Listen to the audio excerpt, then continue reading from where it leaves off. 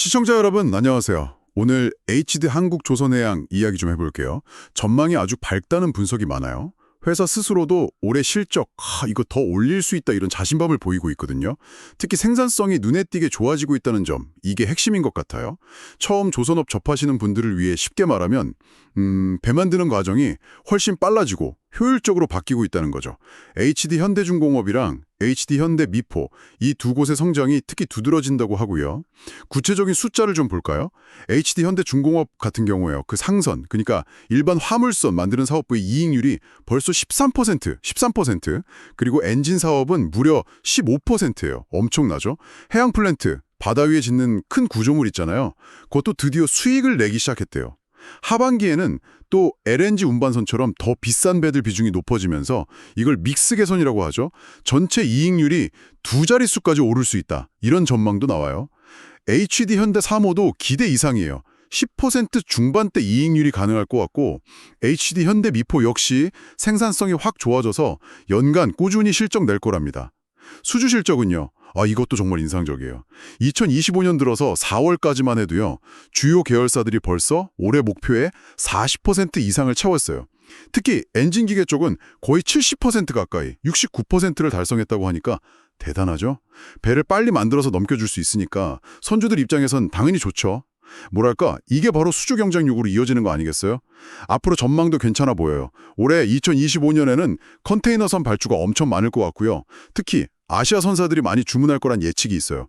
그리고 또 하나, 미국 무역대표부, USTR이라고 하죠. 거기서 중국 조선업계를 좀 주시하고 있다는 얘기가 있잖아요. 이게 만약 중국 견제로 이어진다면 일부 선주들이 한국으로 눈을 돌릴 수도 있다.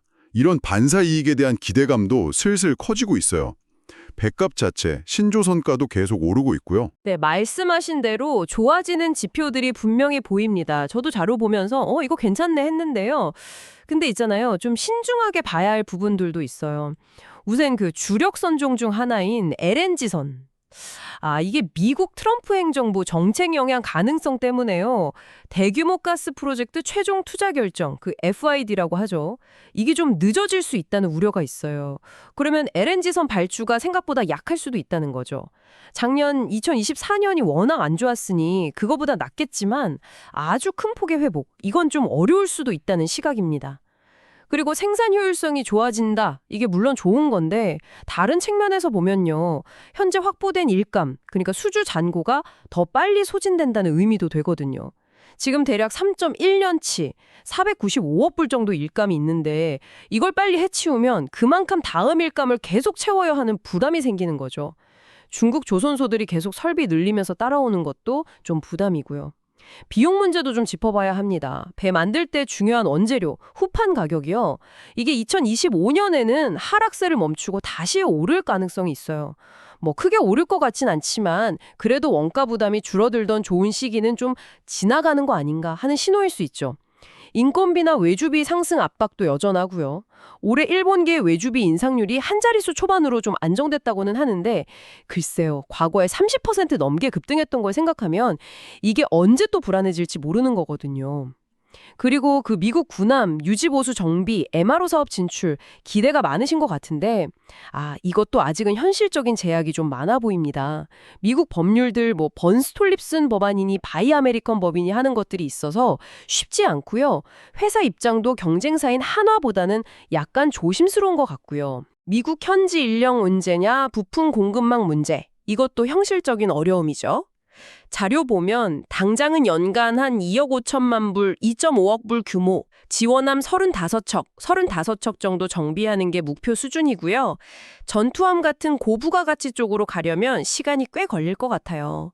올해 시범사업 참여 목표도 두세 척 수준이라고 하고요. 확실히 LNG 시장의 불확실성이나 비용 압박, 또 미국 MRO 사업의 현실적인 어려움 같은 건 고려해야 할 변수들이네요. 그래도요.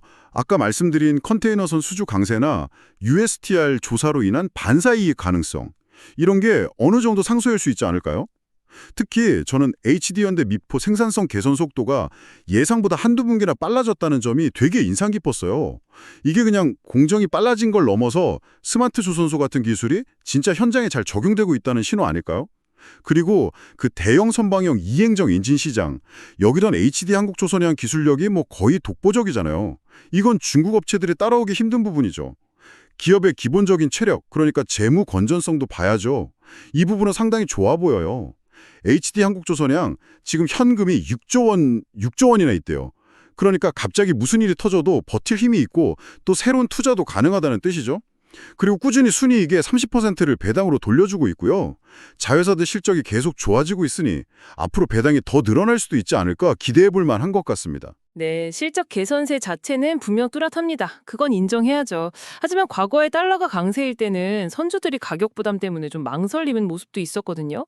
USTR 효과로 한국 배를 선호한다. 그럴 수 있죠. 근데 중국하고 가격 차이가 계속 벌어지면 선주들이 이걸 계속 감수할지는 좀 지켜봐야 합니다. 그리고 HD 현대사모 1분기 이익률이 유독 높았던 거요.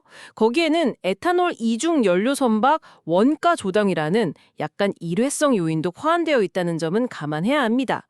미국 시장 진출도 물론 기대는 되지만요. 아까 말씀드렸듯이 지원함 정비 수준을 넘어서 이지스함 같은 진짜 고부가 가치 전투함 사업까지 가야 제대로 수익이 날 텐데 거기는 뭐 현지 업체들 경쟁도 치열하고 법 개정 같은 정치적인 문제까지 넘어야 할 산이 많아요. 아직은 좀 먼 이야기일 수 있습니다. 자, 이렇게 HD 한국조선해양을 둘러싼 긍정적인 요인과 또 잠재적인 위험 요인들을 함께 살펴봤습니다. 생산성이 좋아지고 수주 흐름이 견조한 건 분명 기대되는 부분이지만 뭐랄까 세계 경제 변동성이나 LNG 시장 방향 그리고 미국 시장 진출이 과연 실질적인 성과로 이어질지는 계속 좀 면밀히 지켜봐야 할 변수들인 것 같습니다. 네, 오늘 이야기 나눈 내용들을 바탕으로 시청자 여러분께서도 한번 생각해 보시면 좋을 것 같아요. HD 한국조선해양이 정말 지속적인 성장 궤도에 올라섰다고 보시는지, 특히 미국 시장에서의 MRO 사업 확대, 더 나아가서 신규 함정 수주까지 현실화될 가능성이 과연 어느 정도라고 보시는지, 이 부분이 앞으로 HD 한국조선해양의 가치를 평가하는데 상당히 중요한 열쇠가 될 수도 있지 않을까 싶습니다.